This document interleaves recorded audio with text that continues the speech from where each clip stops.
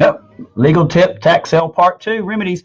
So a couple of days ago, I did a video with you guys on tax sales and what all a real estate agent needs to know about tax sales. So today we'll talk about how to correct the issue. First thing you need to know is the only person who truly has a claim to try to set aside the tax sale would be the defaulting taxpayer. That's the only one who could claim a deficiency in the sale. So if we could eliminate any claim they have, then the tax sale won't be an issue for title insurance. So how do you eliminate any claim they have? There's two ways. One's okay, one's good, the other one's okay. So the first thing I would do is I would contact the defaulting taxpayer, if you can find them, offer them money to sign a quitclaim deed extinguishing any claims they have to the property or the tax sale deficiencies. If we can get a quitclaim deed signed, it pretty much eliminates the issues and we can move forward. It's a real easy process if you can find the defaulting taxpayer's unusual last name.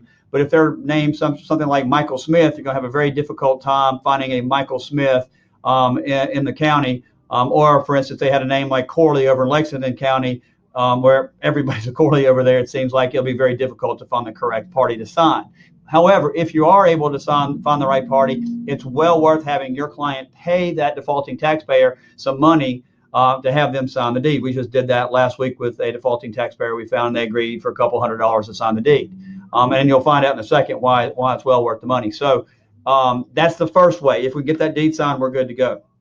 Now, if you can't find the defaulting taxpayer or they refuse to sign a deed even through payment, then your other option is to file a quiet title action. It means your client's going to have to hire a litigation attorney. They're going to file a lawsuit against the defaulting taxpayer, basically asking for the court to clear title and award them clear title.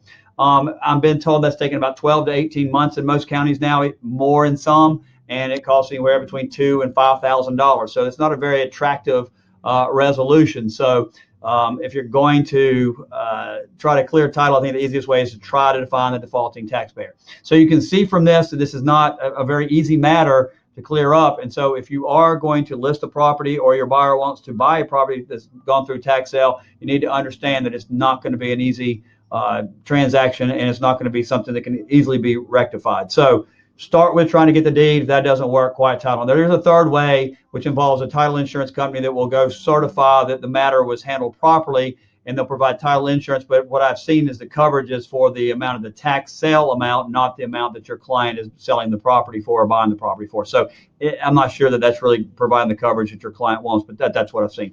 Lastly, thank you so much for everybody who's voted for Best Of. The link's below. If you guys would take a minute out of your day today, Saturday and Sunday is the last 3 days, please vote for Blair Cato for Best Law Firm and Gary for Best Attorney. I would really appreciate it, and that would give me just a little bit of boost. I know that y'all really like what we're doing here with these legal tips through these videos. So anyway, thank you very much. Have a great weekend, and thank you for your votes.